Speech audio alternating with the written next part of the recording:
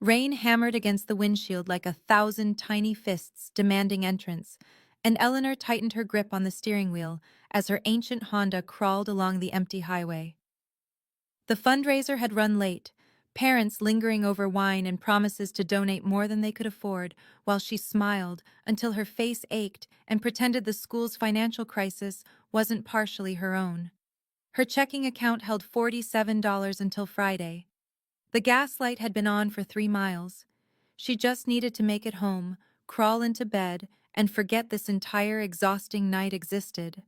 The curve appeared suddenly through the downpour, sharper than she remembered, and then she saw it. The wreckage. A black sedan wrapped around an oak tree like a lover's embrace turned violent, metal twisted into shapes metal should never take, glass scattered across asphalt like scattered diamonds under her headlights. Her foot hit the brake before her mind fully processed what she was seeing. Every instinct screamed at her to keep driving, to pretend she saw nothing, because stopping on deserted roads in the middle of nowhere was how women ended up on true crime podcasts. But her car was already slowing, already pulling onto the shoulder, because beneath the fear was something else entirely. The knowledge that someone inside that destruction might still be breathing, might still be saved. She killed the engine, grabbed her phone. The rain soaked through her cardigan within seconds as she ran toward the wreck, her flat slipping on wet pavement, her heart a wild thing trying to escape her chest. The driver's side door was crumpled inward, but the passenger side hung open at an unnatural angle. She peered inside and her breath caught. A man, unconscious, blood everywhere. It sheeted down his face from a gash near his temple, soaked through his white shirt until the fabric clung to his chest, pooled on the leather seat beneath him. So much blood. Too much blood. Her hands shook as she dialed 911, as she gave the location, as the dispatcher told her to check if he was breathing. She reached through the shattered window, pressed trembling fingers to his throat, and felt the flutter of pulse beneath cold skin. Alive. Barely. The dispatcher was talking, telling her to apply pressure to visible wounds, and Eleanor was moving on autopilot, yanking off her cardigan and pressing it against the worst of the bleeding on his side where something had torn through fabric and flesh. His blood was hot against her cold hands, pulsing with stubborn life, and she pressed harder, whispering things she would not remember later. Promises that help was coming, pleas that he hold on. The minutes stretched like hours until sirens finally wailed in the distance, growing closer, and red and blue lights painted the rain in carnival colors.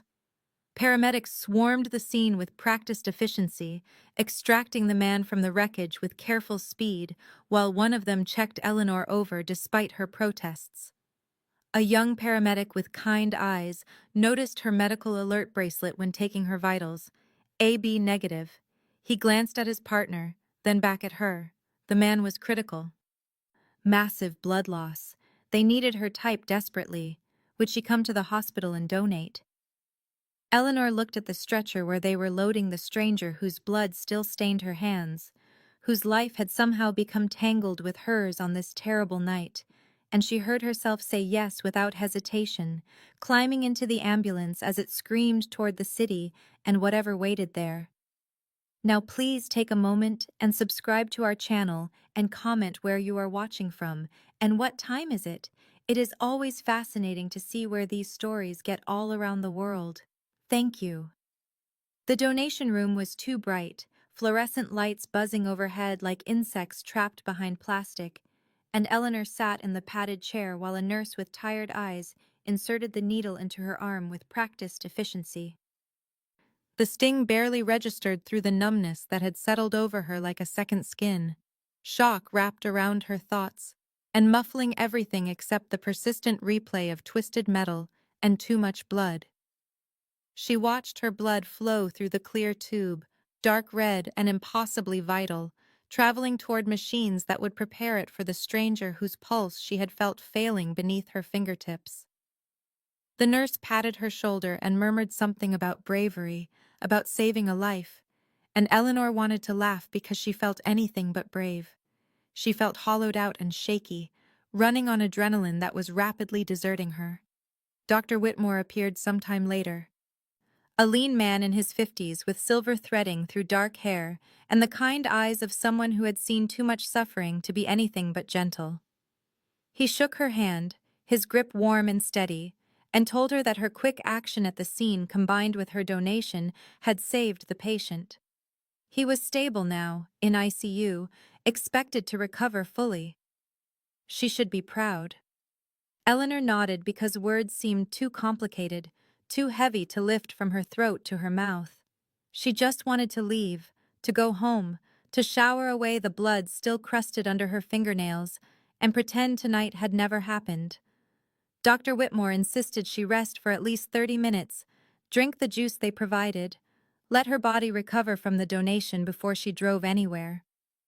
She agreed because arguing took energy she no longer possessed and settled back into the chair with a cup of apple juice that tasted like sugar and chemicals.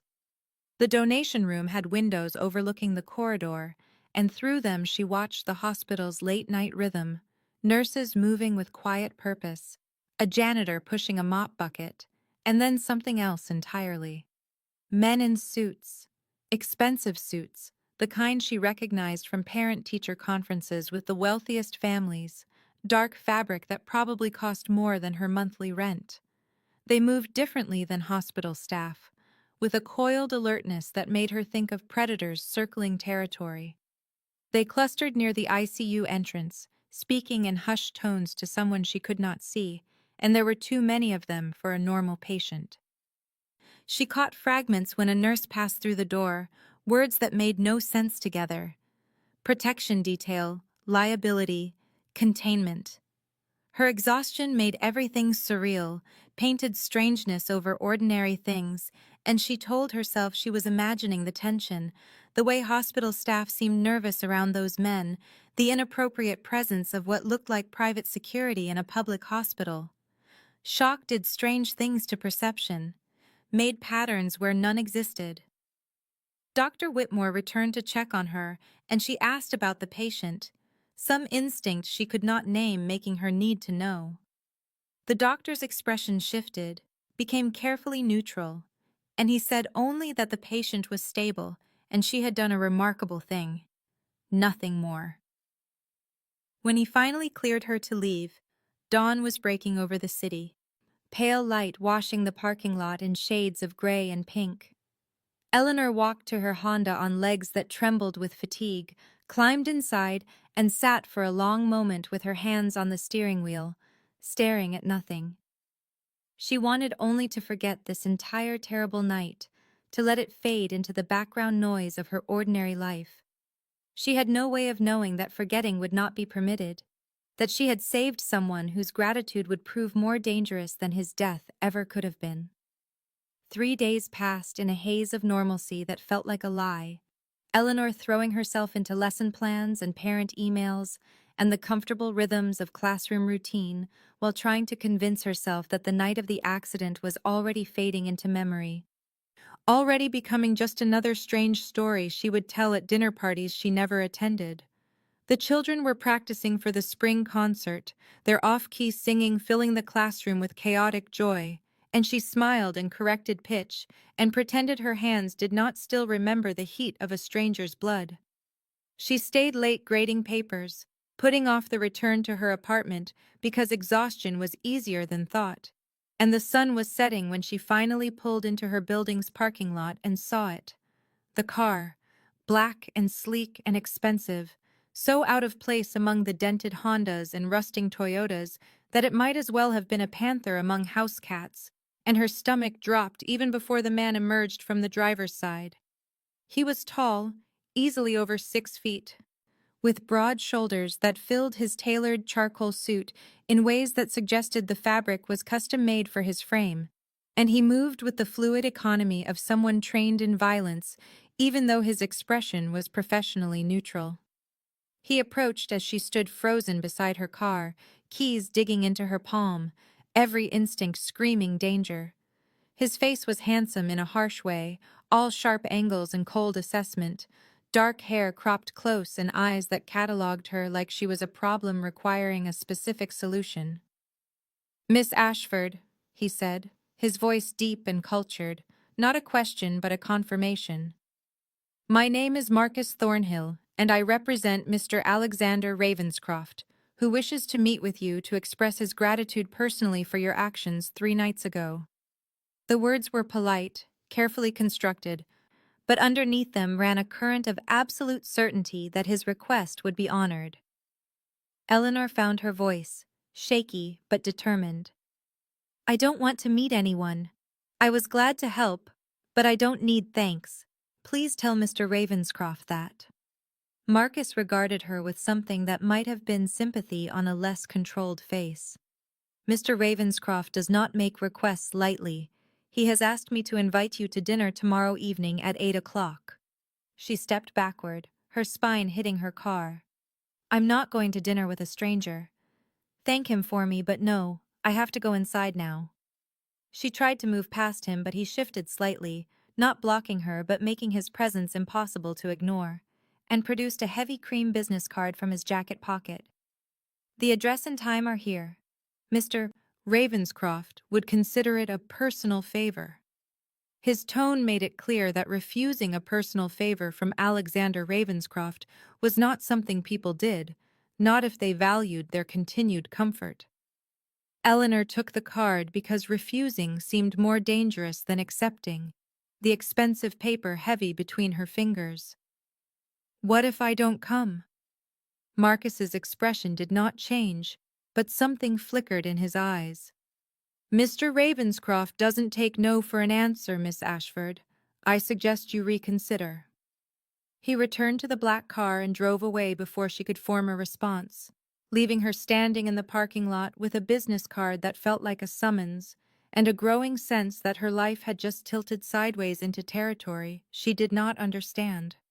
That night she called Catherine, her best friend since college, and explained everything in a breathless rush while pacing her tiny living room. There was a long silence on the other end before Catherine spoke, her voice tight with fear. Ellie, Alexander Ravenscroft is not some businessman grateful for a favor. He runs half the organized crime in this city. He's dangerous. You can't go. But Eleanor stared at the card on her coffee table and knew with sickening certainty that she had no choice at all, that whatever she had started on that rainy highway had set something in motion that would not be easily stopped, and the trap had already closed around her before she even knew she was prey. The penthouse occupied the top 3 floors of a glass tower that Eleanor had seen from the highway 1,000 times without ever imagining she would stand inside it, and the elevator ride felt endless, her stomach dropping with each floor they climbed, while a silent security guard stood beside her like a well-dressed statue. She had dressed carefully, her nicest dress, navy blue and modest, paired with the heels she wore to parent conferences, armor that felt pitifully inadequate against whatever awaited her above. The elevator opened directly into the penthouse, no hallway to buffer the transition, and she stepped into a space so vast and pristine it felt more like a museum than a home.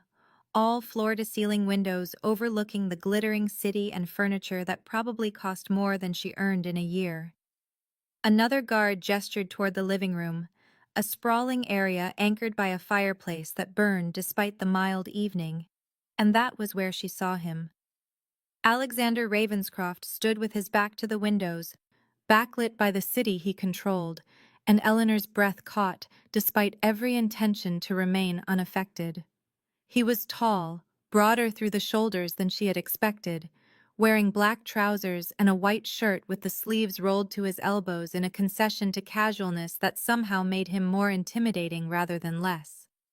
But it was his face that stopped her, the kind of face that would make anyone look twice, all strong bones and sharp angles softened only slightly by a mouth that looked like it rarely smiled. His hair was dark, shorter on the sides and slightly longer on top, styled with careless precision, and his eyes, when they locked onto hers, were the pale gray of winter storms and just as cold. He watched her with an intensity that made her feel stripped bare, catalogued, assessed, and she forced herself to walk forward on legs that trembled beneath her dress. Miss Ashford, he said, his voice low and controlled, textured like smoke. Thank you for coming. She nodded because words required breath she did not have, her heart hammering against her ribs like something caged and desperate. He moved toward her with predatory grace, each step measured, and gestured to the seating area. Please, sit. She perched on the edge of a leather chair that probably cost more than her car, her hands clasped tight in her lap, and he settled onto the sofa across from her, close enough that she could see the faint scar cutting through his left eyebrow and the way his gaze never wavered from her face. I wanted to thank you personally for saving my life. Your actions that night were extraordinary. His words were formal, but something in his tone suggested genuine gratitude beneath the control. She found her voice, smaller than she wanted. Anyone would have done the same. His mouth curved slightly, not quite a smile. No, Miss Ashford, they would not have. Most people would have driven past. You stopped. You helped. You gave your own blood. That is not common. She shifted under his scrutiny, unnerved by the way he watched her like she was a puzzle he intended to solve. I'm glad you're recovering, Mr. Ravenscroft, but I really don't need thanks. I should go. He leaned forward slightly, his forearms resting on his knees, and the movement brought him closer into her space. Tell me about yourself. You're a teacher. Elementary school. The abrupt shift confused her. Yes, 3rd grade. Why does that matter? It matters because you matter. You saved my life, and I know nothing about you except your name and your remarkable courage. Do you enjoy teaching? The question felt absurd given the circumstances, but his focus demanded answer. Yes, I love it. The children are wonderful. Now, can I please leave? He ignored her request. You live alone, drive a 2012 Honda, volunteer at a literacy nonprofit on weekends. You're struggling financially, but you donated blood without hesitation. Why? Anger flared through her fear. Have you been investigating me? That's invasive and wrong. I came here because your associate made it clear I had no choice, but I don't owe you my life story. His expression did not change, but something flickered in those pale eyes. Respect, maybe, or interest. I apologize if my inquiries made you uncomfortable. I needed to understand who you are. Please, allow me to offer compensation for your help. He reached into his pocket and produced a check, already filled out, and slid it across the table. Eleanor glanced down and her vision blurred. $5,000. She stood abruptly, fury overwhelming caution. I don't want your money. I didn't help you for payment. Keep it. His expression shifted, surprise crossing his features before something darker replaced it, something hungry and focused.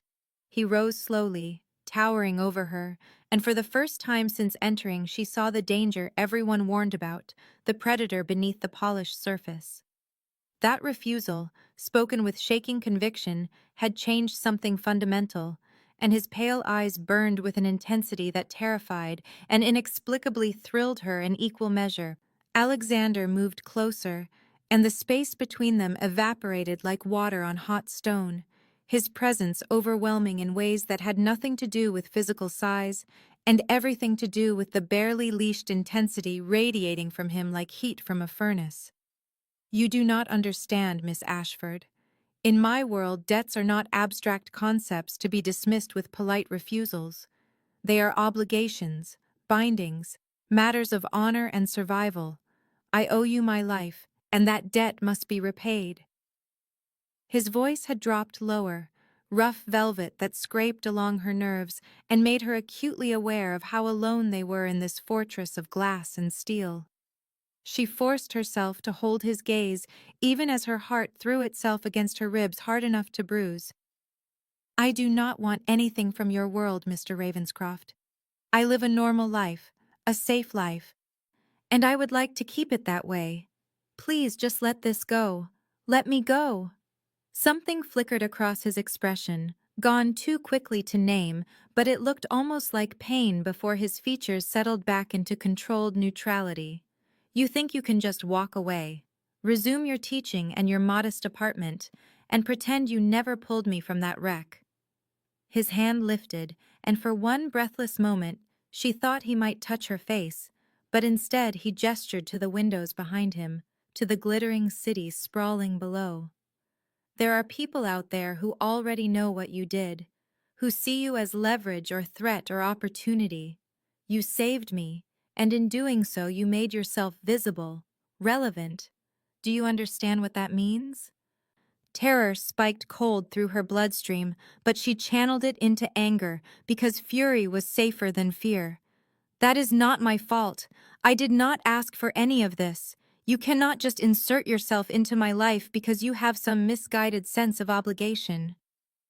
His jaw tightened, and he stepped closer still, near enough now that she could smell his cologne, something dark and expensive like cedar and smoke, and see the faint shadows under his eyes that suggested he slept as poorly as she had these past nights. "I always repay my debts, Miss Ashford. Always. Whether you accept money or protection or favors, the debt exists. It is a fact like gravity. You can refuse to acknowledge it, but that will not make it disappear." She tilted her head back to maintain eye contact, refusing to retreat even though every instinct screamed at her to put distance between them, and the defiance must have shown on her face because his eyes narrowed with something that looked disturbingly like approval. "Then consider your debt paid by my refusal. I absolve you of obligation. We are even. Now I am leaving." She tried to step around him, but his hand caught her wrist, not hard but immovable, his fingers warm against her pulse point where her heartbeat galloped wild and frantic. "Not even," he murmured, his thumb pressing against the vulnerable skin of her inner wrist, like he was counting each terrified beat of her heart. "Not nearly even. But I can see you need time to understand the situation you are in. Go home, Eleanor. Think about what I have offered. We will speak again soon."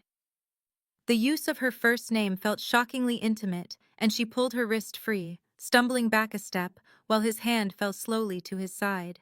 His expression had shifted into something unreadable, controlled again, but with heat simmering beneath the surface like magma under stone, and she knew with absolute certainty that he meant every word, that this was not over, would not be over until he decided it was. She fled without another word, her heels clicking sharp against marble as she walked too fast toward the elevator, while feeling his gaze track her every step, like a predator watching prey decide whether to run. And when the elevator doors finally closed between them, she sagged against the wall and tried to remember how to breathe around the fear and the unwanted, unforgivable flicker of attraction that burned hot and terrifying in her chest. Eleanor threw herself into the familiar rhythms of her classroom with desperate determination, teaching fractions and reading comprehension to 28 eight-year-olds as if normalcy could be reclaimed through sheer force of will.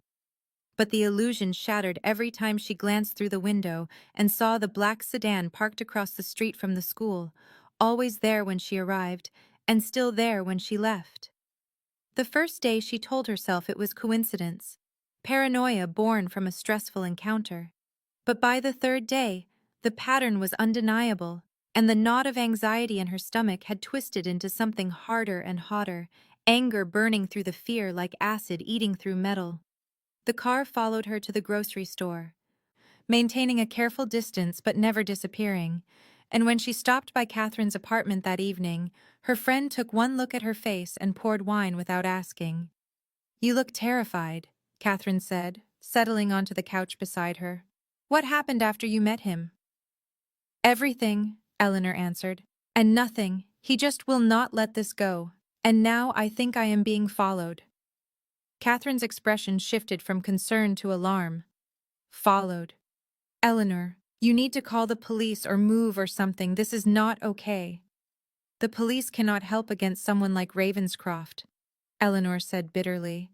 "And where would I move that he could not find me? You said yourself he controls this city." The helplessness tasted like copper on her tongue, and she hated it. Hated him for making her feel powerless in her own life. The surveillance continued, black cars appearing near her apartment building in the mornings, and Marcus Thornhill's distinctive tall frame occasionally visible in her periphery when she ran errands. never approaching, but always present, like a well-dressed shadow she could not shake. By the end of the week, rage had burned through most of her fear, and when she spotted Marcus standing near the school parking lot, as she walked to her car, she changed direction and marched straight toward him, her hands clenched into fists at her sides, and her heart hammering with adrenaline. "Tell Ravenscroft to leave me alone," she demanded without preamble. "Tell him I do not want his protection or his attention or whatever this is.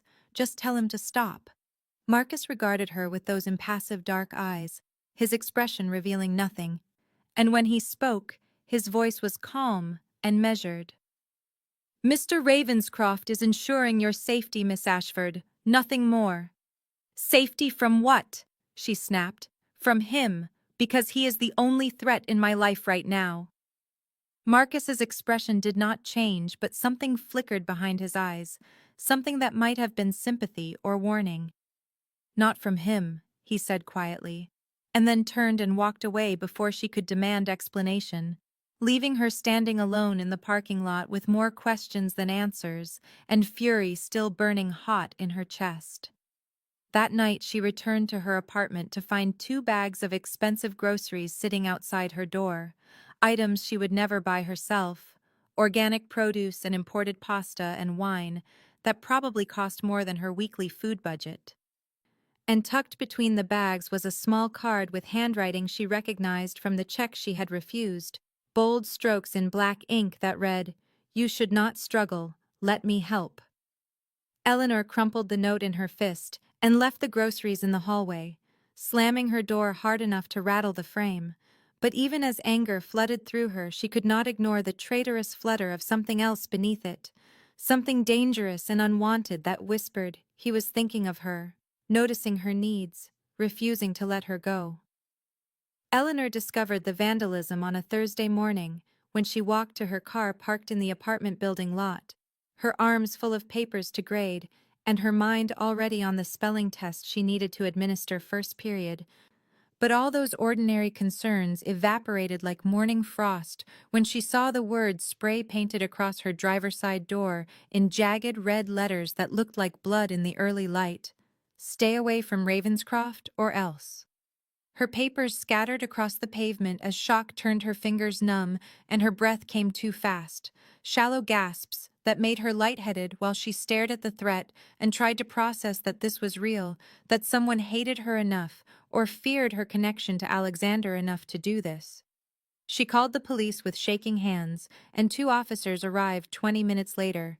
Young men who took photos and filled out a report with expressions that shifted from professional concern to barely concealed nervousness when she explained that the Ravenscroft mentioned was Alexander Ravenscroft, and she saw them exchange a glance that confirmed what she already knew, that police protection meant nothing against the kind of enemies a man like Alexander collected.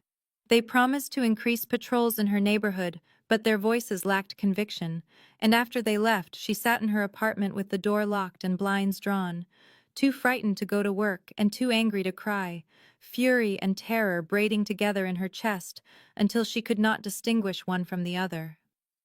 Catherine came over immediately when Eleanor called, took one look at her face and wrapped her in a fierce hug that finally broke something loose. And Eleanor found herself shaking against her friend's shoulder, while rage poured out in bitter words about how Alexander had destroyed her life just by existing in it, how she had tried to do the right thing, and now someone wanted to hurt her for it. Evening came with long shadows stretching across her living room floor, and Catherine had just convinced her to eat something when a sharp knock sounded at the door, authoritative and demanding, and Eleanor knew before she checked the peephole that it would be him.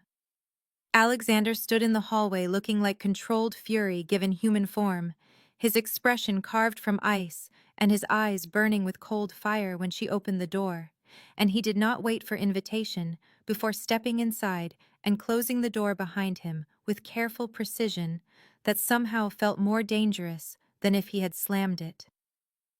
"I heard what happened," he said, his voice low and hard like stone grinding against stone. "Show me the photos." She wanted to refuse, to order him out, but something in his face made her pull up the images on her phone, and when his eyes fixed on the spray-painted threat, his jaw tightened and the temperature in the room seemed to drop 10 degrees. Catherine watched from the couch with wide eyes while Alexander studied the photos with the focused intensity of a predator calculating angles of attack, and when he finally looked up at Eleanor, his expression had shifted into something almost apologetic beneath the fury.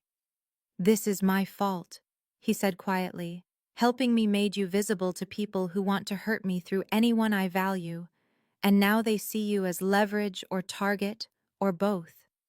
The confirmation of her worst fear should have brought satisfaction, but instead Eleanor felt only hollow despair because hearing him accept responsibility did not change anything, did not make her safer or return her normal life. "Get out," she said, her voice shaking with exhaustion and anger. "Just get out and leave me alone, because this only gets worse as long as you are in my life." He looked at her for a long moment, and something that might have been pain flickered across his features before his expression hardened back into implacable determination. "No," he said simply, "I will not leave you unprotected, and I will not let them use you to hurt me. You have guards outside your building as of now, and I am going to find whoever did this and make sure they never threaten you again." She realized with creeping horror that she had lost all control of her own life, that her choices no longer mattered because Alexander Ravenscroft had decided to protect her, and nothing she said would change his mind. The fire started at 2 in the morning on a Tuesday night, smoke detectors screaming through the building and sending Eleanor stumbling from sleep into chaos, the acrid smell of burning filling her apartment while she grabbed her phone and keys with shaking hands and fled down the stairwell with her neighbors, all of them coughing and terrified as firefighters swarmed the building and the night sky glowed orange with flames that seemed to concentrate around the third floor where her apartment sat. She stood on the sidewalk in her pajamas and bare feet watching everything she owned threatened by fire, and when the fire chief told her 40 minutes later that the blaze appeared to have been deliberately set near her door. Specifically, she felt the last fragile threads of her normal life burn away with the smoke still rising into the dark sky. Alexander arrived before dawn with Marcus and 2 other men, his face carved from granite and his eyes sweeping over her with an intensity that felt almost physical, checking for injury with a thoroughness that made her simultaneously grateful and resentful. And when he told her she was coming with him to somewhere safe, she opened her mouth to refuse. But he continued speaking in that low, controlled voice that somehow brooked no argument, saying this was no longer about her pride or independence, because whoever wanted her dead had just tried to burn her alive, and he would not stand by and wait for them to succeed. She refused anyway, clinging to the illusion of choice, even as Catherine arrived with clothes and shoes, and the look on her best friend's face told Eleanor that Catherine agreed with Alexander, that staying meant dying. The final thread of her resistance snapped 2 days later, when Catherine called her sobbing to say someone had tampered with her car's brake lines and she had nearly crashed on the highway. And Eleanor knew, with sick certainty, that her stubbornness was putting everyone she loved in danger, that Alexander's enemies would hurt anyone connected to her to prove a point, or draw her out, or simply because they could. She called the number on the card Marcus had left and said simply, "I will come." And 3 hours later, she was sitting in a black SUV with windows tinted so dark, the world outside disappeared, driving through streets she did not recognize toward a destination Alexander would not name, her entire life compressed into 2 hastily packed bags, and the hollow feeling in her chest where autonomy used to live. The estate revealed itself gradually as they passed through iron gates and wound up a long tree-lined drive, a sprawling stone mansion that looked like something from a different century, beautiful and cold and utterly impenetrable, exactly like the man who owned it. Marcus escorted her to a bedroom on the second floor that was larger than her entire apartment had been, decorated in soft grays and creams, with French doors opening onto a balcony that overlooked manicured gardens, luxurious and lovely and utterly wrong, because she had not chosen this, had been driven here by fear and violence, and the inexorable will of a man who collected debts and paid them whether she wanted him to or not.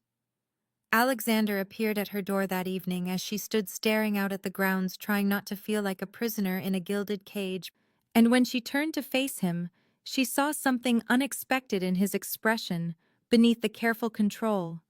Genuine concern mixed with what might have been regret, and his voice was softer than she had ever heard it when he asked if she had everything she needed, if the room was acceptable, if she was hurt or afraid, questions that suggested he actually cared about the answers rather than simply going through motions of courtesy. And despite her anger, despite her resentment, despite every rational reason to hate him, she found herself noticing the shadows under his eyes and the tension in his shoulders, and realizing that this situation cost him something too, that protecting her created complications in his dangerous world that she could only begin to imagine. Eleanor found herself unable to sleep on the fifth night at the estate, her mind too restless and the silence too heavy, so she slipped from her room wearing pajama pants and an old university sweatshirt and wandered the dimly lit hallways with no destination in mind, just the need to move and think and escape the feeling of being trapped even in luxury. The house felt different at night, less intimidating and more melancholy somehow, shadows pooling in corners and moonlight filtering through tall windows to paint everything in shades of silver and gray, and she let her feet carry her down unfamiliar corridors until she noticed light spilling from beneath a door at the end of the east wing, warm and golden and inviting in the surrounding darkness. She knew she should turn back, return to her room in the safety of distance, but curiosity pulled her forward, and she eased the door open to find Alexander sitting behind a massive desk in what was clearly his private study, his jacket discarded and shirt sleeves rolled to his elbows, and his dark hair disheveled as though he had run his hands through it repeatedly, surrounded by papers and ledgers and the weight of an empire that showed clearly in the exhaustion etched across his features. He looked up sharply at the sound of the door, and for a moment she saw something raw and unguarded in his expression, before his usual control slid back into place, but not quite completely. Not enough to hide the weariness that made him look older than 35, made him look almost human. "I could not sleep," she said quietly, and realized it sounded like an apology when she had not meant it to be. "Neither can I," he replied, gesturing to the papers before him with something that might have been resignation.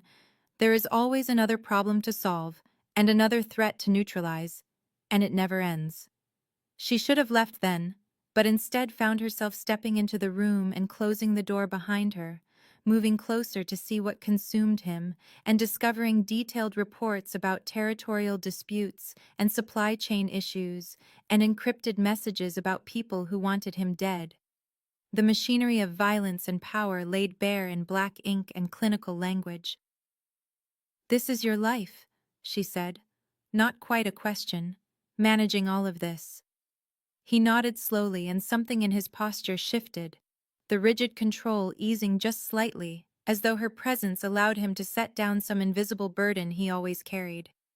"I inherited this world from my father, who got it from his father before him," he said, his voice low and stripped of its usual commanding edge, "and I have spent 15 years trying to make it less bloody while keeping everyone alive and holding territory against men who see mercy as weakness." The admission surprised her with its honesty, and she found herself sitting in the leather chair across from his desk, her earlier resentment complicated by this glimpse of the impossible game he played every day, the endless calculations between violence and survival. She told him then about her own losses, her parents dying in a car accident when she was 22, and how she had chosen teaching because children still believed the world could be good and she needed to believe it too, how loneliness had become so familiar she barely noticed it anymore, until it occasionally rose up and threatened to drown her in the middle of ordinary moments. They talked for 2 hours about things that mattered and things that did not, the conversation winding through childhood memories and present fears and the strange spaces between who they had been and who they had become. And when she finally stood to leave, his hand caught hers, his fingers warm and strong and gentle, and neither of them pulled away while something dangerous and inevitable stretched between them like a live wire humming with current. The touch lasted only seconds but felt like longer, felt like a threshold crossed, and when she finally slipped her hand free and left his study, she could still feel the heat of his skin against hers. The 3 days after that night in the study felt like moving through water. Everything slowed and waited with awareness. Eleanor catching Alexander's eyes on her during breakfast and feeling heat rise in her throat, their hands brushing when he passed her documents about estate security, and the contact lingering a half-second too long. Conversations taking on double meanings where innocuous words about dinner plans or weather somehow became charged with everything they were not saying about the current running between them that grew stronger each time they occupied the same room. She told herself it was proximity and danger creating false intimacy, that she was confusing gratitude and protection for something deeper, but the lies tasted bitter, even in the privacy of her own mind, because she knew what desire felt like, and this was desire. Raw and undeniable and terrifying in its intensity, attraction to a man whose hands had certainly killed and whose world operated by rules that would destroy everything she had believed about morality and safety and the kind of life she wanted. The assassination attempt happened on a Thursday afternoon while she stood in the garden cutting roses that Marcus had told her were safe to enjoy. The crack of a rifle shot splitting the air and sending her stumbling backward as the stone fountain beside her exploded in a spray of granite chips and water, her mind blank with shock, as two of Alexander's guards materialized from nowhere and tackled her to the ground, while others returned fire toward the tree line, and Marcus shouted commands into his radio, calling for lockdown and perimeter sweep. They rushed her inside through the chaos, her dress torn and knees scraped from the gravel, and her hands shaking so violently she could not control them, adrenaline flooding her system and making the world feel simultaneously razor-sharp and distant, sounds too loud and colors too bright, while they secured her in her bedroom and checked for injuries with clinical efficiency before leaving her alone with instructions not to move from the room until Alexander himself gave clearance. She sat on the edge of her bed trying to breathe through the panic, trying to process how close death had come, how the bullet had missed her head by perhaps 18 inches, how she had been picking flowers, and now someone wanted her dead badly enough to try this in daylight on secured grounds. And when Alexander burst through her door 20 minutes later, with fury and fear warring across his features, she looked up at him, and something inside her cracked open. He crossed to her in 3 long strides, his hands framing her face with surprising gentleness, considering the violence in his eyes, and he searched her expression like he was cataloging every detail to ensure she remained whole and real and alive in front of him. "You are unhurt," he said. And it was not quite a question, but she nodded anyway, because physically she was fine, even though inside she felt like she was shattering. "They could have killed you," he continued, his voice dropping to something rough and raw. "They could have taken you from me." The possessiveness in those words should have frightened her, but instead it ignited something desperate, and she reached for him without thinking, her hands fisting in his shirt as she pulled him down and kissed him with all the fear and need and frustrated desire that had been building for days. And after one shocked moment, he responded with fierce hunger, his mouth claiming hers with an intensity that stole her breath and made her forget why this was dangerous or wrong or complicated. They kissed like drowning people breaking the surface, desperate and consuming, his hands sliding into her hair and hers exploring the hard muscles of his back through expensive fabric. And when they finally broke apart, they were both breathing hard, foreheads pressed together in the charged silence that followed. Eleanor felt overwhelmed by the tangle of emotions coursing through her, desire and fear and anger at herself for wanting him this much, for letting him under her defenses when she knew better, when she knew what he was and what loving him would cost. Alexander looked equally shaken, his careful control stripped away to reveal vulnerability and want, and something that looked almost like pain. "I should not have done that," he said roughly, but made no move to step away. She could not find words, so she just shook her head, uncertain if she was agreeing or disagreeing, knowing only that everything had changed, and there was no path back to the careful distance they had been maintaining. Eleanor woke the next morning with the memory of Alexander's kiss still burning on her lips, and found herself unable to face him at breakfast. So she stayed in her room until nearly noon, when restlessness finally drove her out into the hallways, where she wandered aimlessly trying to sort through the chaos of her emotions, the way desire and fear and something dangerously close to trust had tangled together into a knot she could not unpick. She was passing near Alexander's study when she heard voices, his and Marcus's, speaking in the low tones that meant business rather than casual conversation, and she knew she should keep walking, but something in Marcus's words stopped her cold, the phrase using her as bait carrying clearly through the partially open door. Eleanor froze in the corridor, her heart suddenly hammering against her ribs as she stepped closer to hear better, despite knowing eavesdropping would show her things she might not want to see.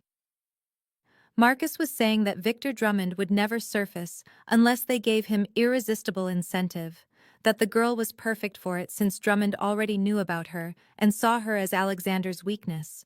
And she heard papers rustling before Alexander responded in a voice so cold it sent ice through her veins, telling Marcus the timeline needed adjustment and asking about security protocols for the setup.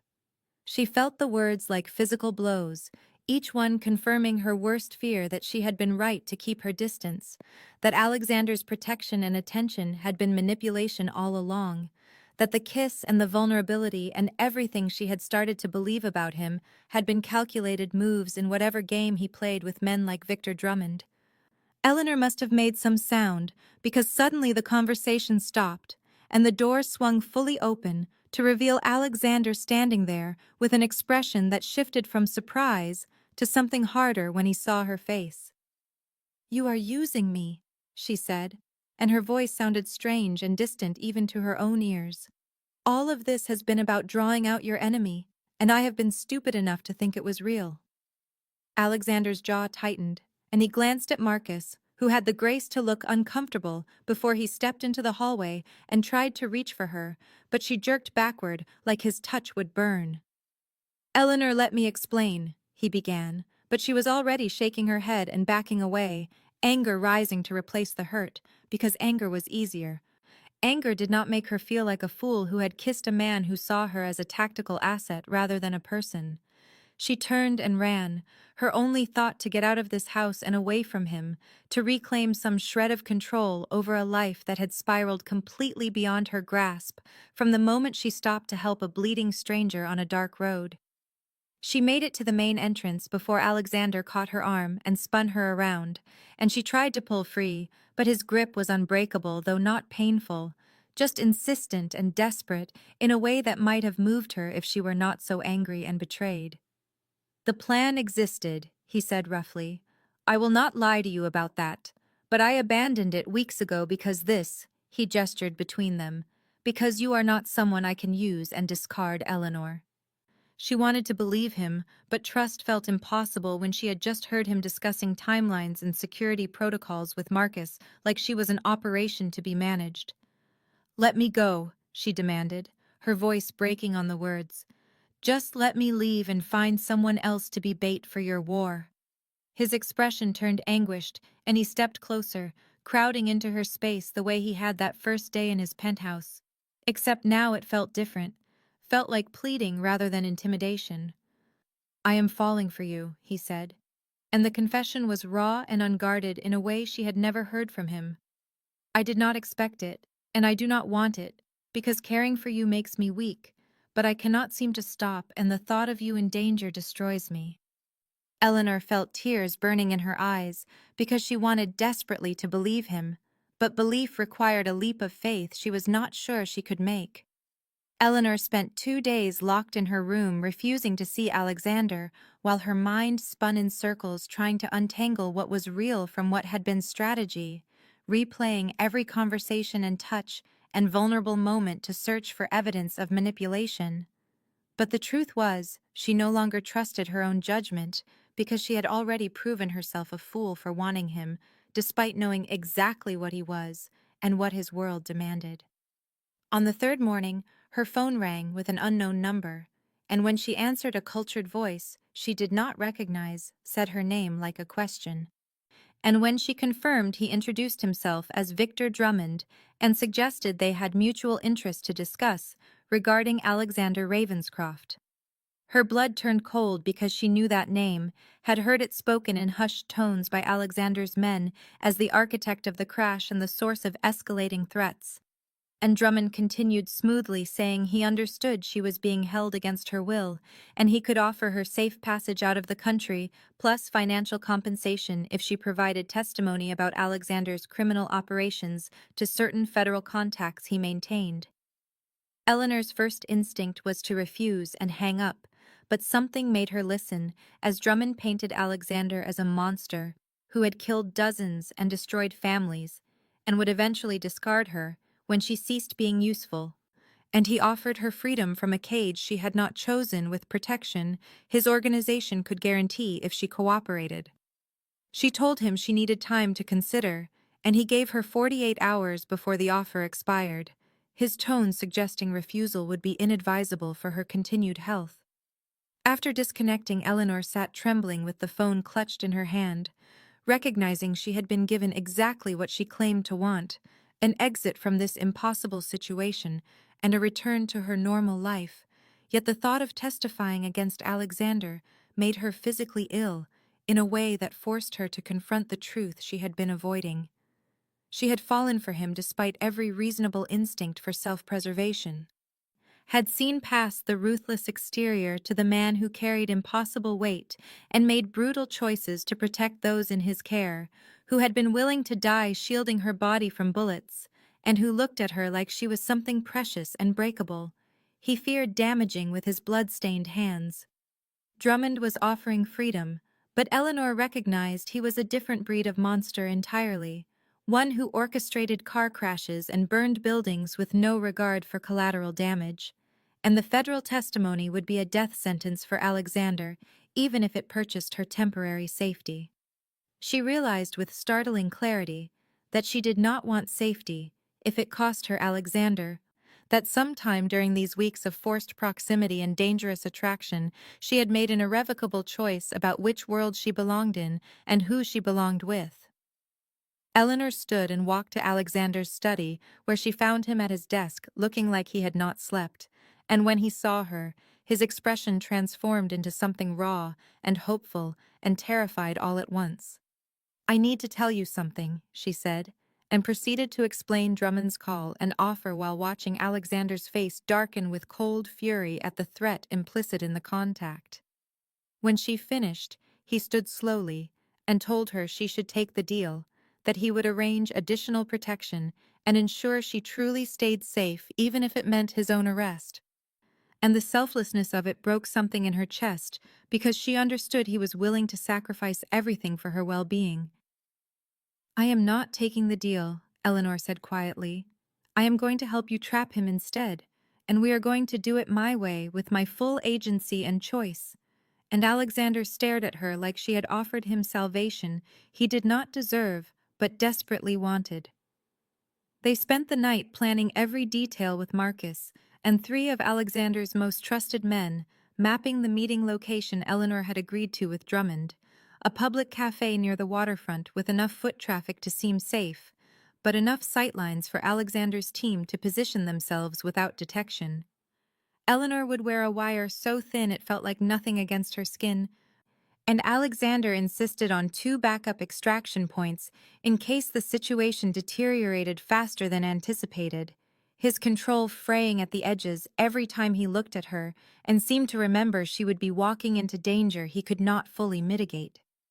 The night before the operation, they did not speak much, the weight of what was coming pressing down on both of them until Eleanor went to his room and found him standing at the window staring out at darkness, and when she touched his shoulder, he turned and pulled her against him with desperate intensity, his mouth finding hers in a kiss that tasted like fear and need and something too fierce to name.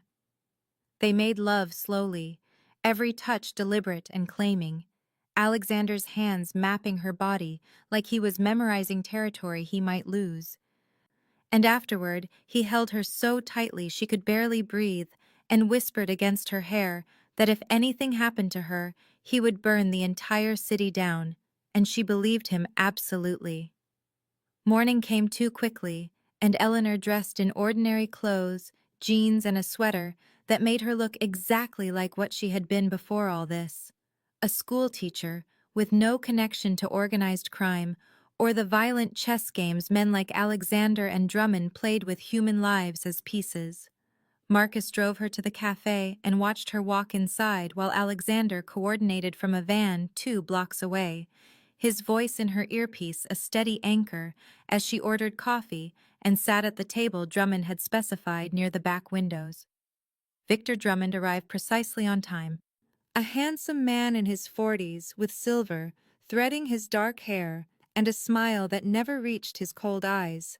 And he sat across from her like they were old friends, meeting for a casual conversation rather than enemies negotiating over betrayals and blood. He thanked her for coming and said he knew this must be difficult given her attachment to Alexander, the word attachment delivered with subtle mockery, and Eleanor forced herself to meet his gaze steadily despite her hammering heart. Drummond told her the federal contact was ready to receive her testimony and asked what she had decided, and Eleanor said carefully that she needed guarantees about her safety and her friend Catherine's safety before she agreed to anything, buying time while Alexander's men moved into position around the building. Drummond leaned forward and said something that stopped her breath, that he knew Alexander loved her because men like them only showed weakness for things they could not bear to lose, and he intended to destroy Alexander by taking everything he loved and watching him break before finally killing him.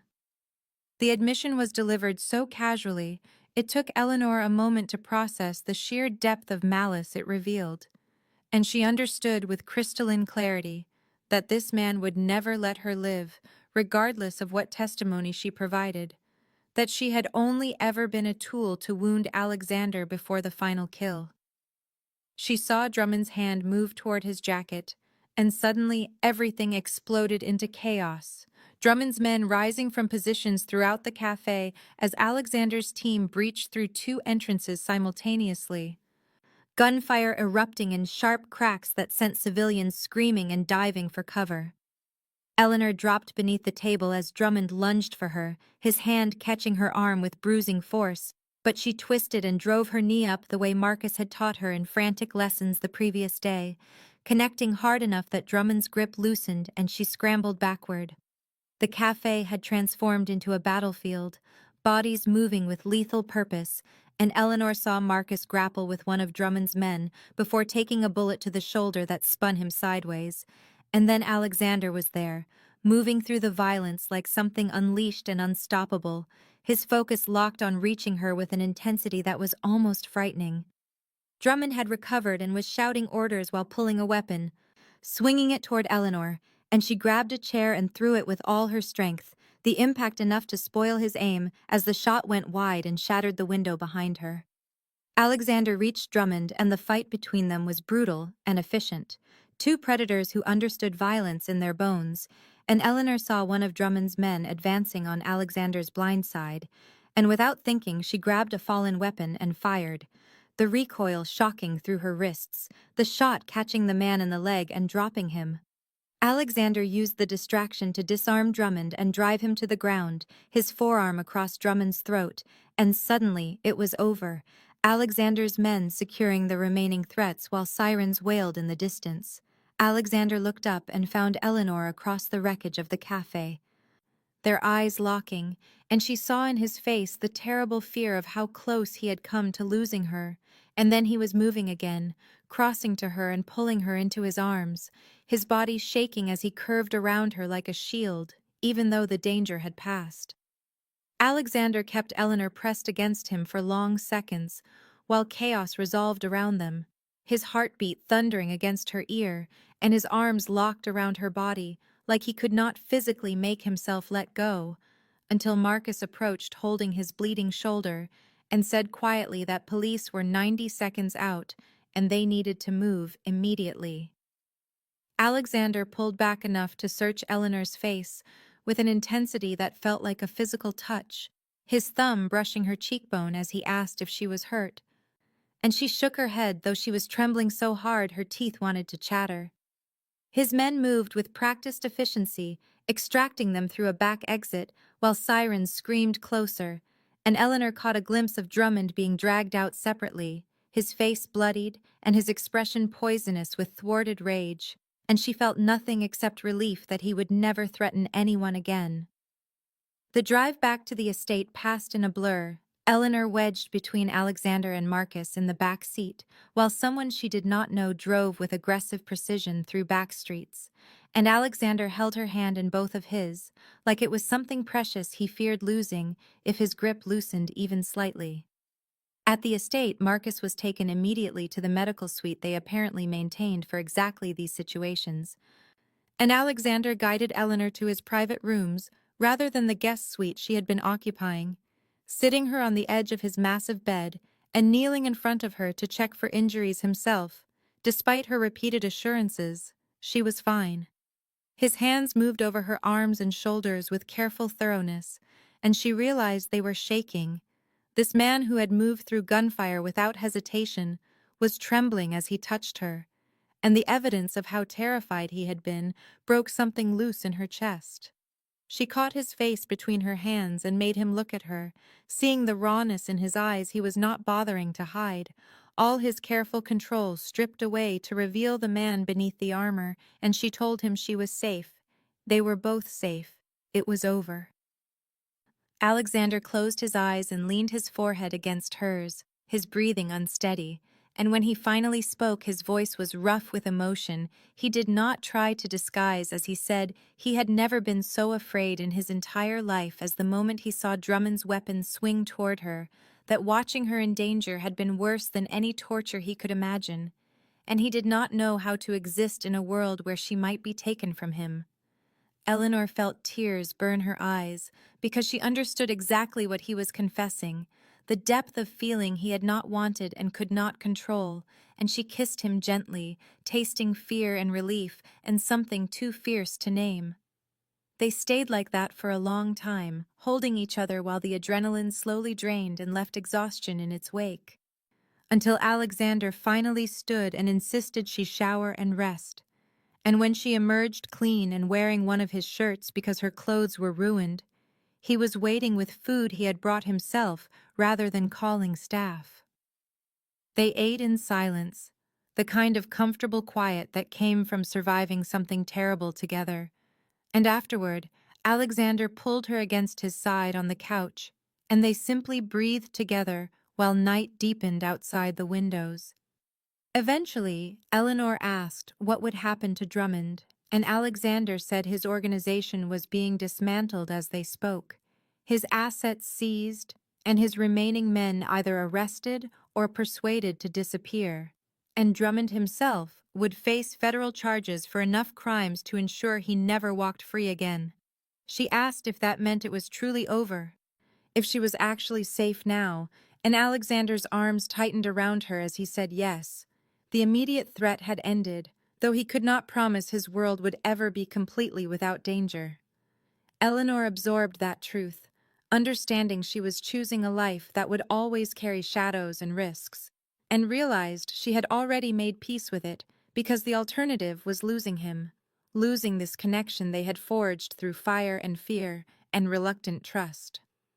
She turned in his arms to face him properly and told him she could not go back to her old life, that too much had changed, and she had changed, and she saw hope flare in his expression before he carefully controlled it. Alexander asked what she wanted instead, his voice low and careful like he was afraid of her answer. And Eleanor took a breath and said she wanted to stay with him, to build something real in this dangerous world. But she needed him to understand it had to be as partners, as equals, not as something he protected and kept. He looked at her for a long moment, something like wonder softening the hard lines of his face, and then he promised her exactly that, his voice steady with an oath she knew he would die before breaking, and Eleanor believed him absolutely. The weeks that followed moved like water finding new channels, reshaping everything Eleanor thought she understood about herself and what kind of life she could build from the ruins of her old existence. She woke each morning in Alexander's bed with sunlight streaming through floor-to-ceiling windows that overlooked a city she was learning to see through different eyes. No longer just the place where she had taught spelling to third graders and worried about rent, but a complex ecosystem of power and territory that Alexander navigated with the same careful attention she had once given to lesson plans. He insisted she continue teaching and arranged for her to conduct classes online from a secure office in the estate.